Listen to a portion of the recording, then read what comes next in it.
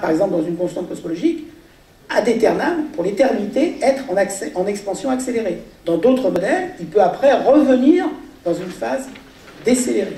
Donc la phase d'accélération dont je parlais effectivement est, dans tous les cas, assez récente. D'autres questions? Je vous signale qu'il y a des bouquins, là, vous pouvez les regarder et choisir. Alors. Oui, je voulais poser deux questions qui sont peut-être reliées. Dans la mesure où l'univers est globalement plat, et donc je suppose, je l'interprète ça comme spatialement infini à chaque époque, hein, est-ce que le fait de simuler une portion nécessairement finie de l'univers, puisque simuler l'univers observable, c'est simuler une portion finie, oui, n'introduit pas un biais quelque part dans la mesure où des événements qui pourraient surgir en dehors de l'espace fini pourraient influencer... oui, vous avez raison, mais en fait, dans les conditions de calcul que nous faisons, ces conditions résultent par exemple de l'interprétation de l'observation du fond de rayonnement cosmologique. Dans le fond de rayonnement cosmologique, vous êtes capable de repérer des objets, des points dans l'espace qui sont acausales, c'est-à-dire d'une distance supérieure à la distance que peut parcourir la vitesse de la lumière dans l'âge de l'univers. Donc, qui, pour un observateur placé à cet endroit-là à l'époque en question, serait en dehors de son univers observable. D'accord ? Donc, d'une certaine façon, dans le calcul, au moins pour les conditions initiales et pour tout ce qui va évoluer après, on tient compte de notre connaissance de l'univers dans son entier. Simplement, ce que l'on suit effectivement, ce n'est que le champ de matière dans l'univers observable. Mais les propriétés qui ont déterminé ce champ de matière initial et les propriétés qui ont déterminé l'univers dans lequel il allait évoluer, eux ont tenu compte de l'univers dans son entier. Mais vous avez tout à fait raison. Par exemple, un calcul que j'avais réalisé il y a maintenant plusieurs années, dans le même idée, si vous voulez, consistait à tester des phases très primordiales de l'univers, et par exemple, la possibilité qu'il y ait eu, non pas une, mais deux phases d'inflation au tout début de l'univers. Phase d'inflation, c'est une autre situation d'une expansion accélérée, mais qui, d'un certain point de vue, est plus simple que celle qui nous intéresse aujourd'hui, qui concerne l'univers récent, parce qu'elle se déroule essentiellement dans le vide. Mais et qui ont gonflé ces fluctuations et déterminé les fluctuations que l'on va faire ensuite évoluer par la gravitation, l'instabilité gravitationnelle. Mais est-ce qu'il y avait eu une phase d'inflation ou deux phases d'inflation? Bon, depuis, on a imaginé plein d'autres choses d'ailleurs. Et suivant que vous imaginez qu'il y a une phase ou deux phases, ça va vous modifier les conditions de départ pour suivre les fluctuations. Et dans ce cas-là, je me souviens, on observait des propriétés spécifiques des objets différents, suivant qu'il y avait eu une phase ou deux phases d'inflation, parce que la matière avait été, si vous voulez, les fluctuations avaient été différentes du fait qu'il y avait eu une ou deux phases, et on était capable, jusqu'à présent, d'en voir une trace dans la structuration. C'est finalement, c'est la même idée, mais là, en y cherchant une signature de l'univers très primordial. Donc, finalement, ça c'est maintenant bien compris.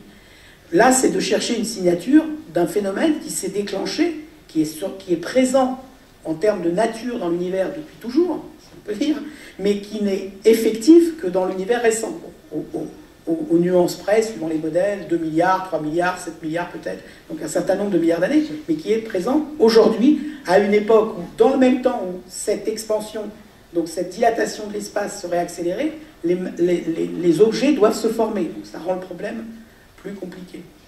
Bon, j'ai une question là, puis une autre derrière. Oui, quand vous dites pression négative, c'est en fonction, bien sûr, de la formule ρ plus P, etc. Oui. En fait, on a l'impression qu'il y a un flux à l'intérieur, entre guillemets, bien sûr, puisque l'univers est plein maintenant 90 milliards d'années-lumière, bon, on a l'impression qu'il y a un flux intérieur qui pousse, si on veut, une sorte de paroi. Alors, est-ce que ces modèles permettent de dire la nature de ce flux qui pousse? Ah ben c'est exactement la question qui est posée. Nature de ce flux qui pousse, c'est la nature de l'énergie noire. Voilà. Alors, est-ce que c'est un fluide? Comment?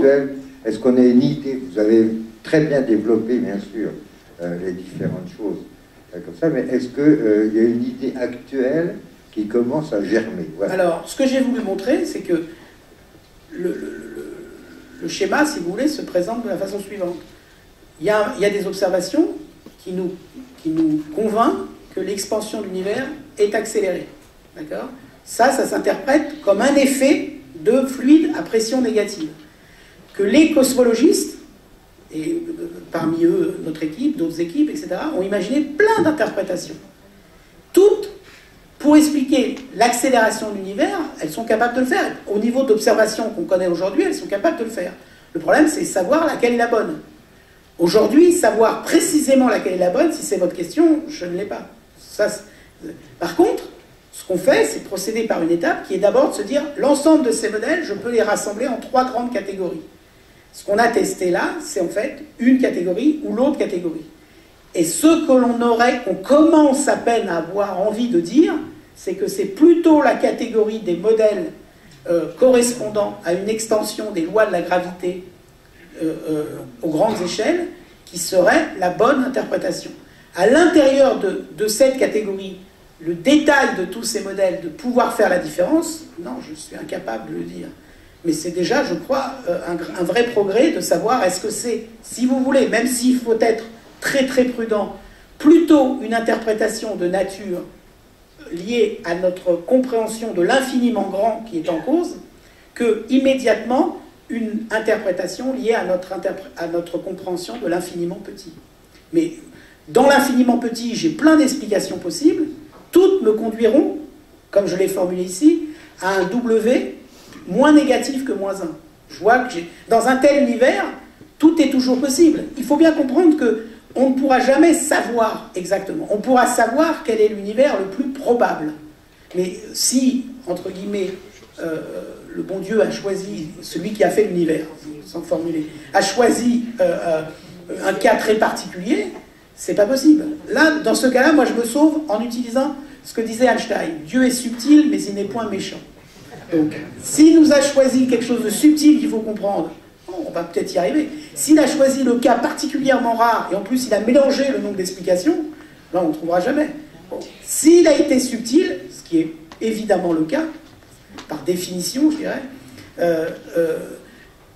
passer par ce premier schéma qui est de se dire, est-ce que c'est, niveau première interprétation, plutôt l'infiniment, notre compréhension de l'infiniment petit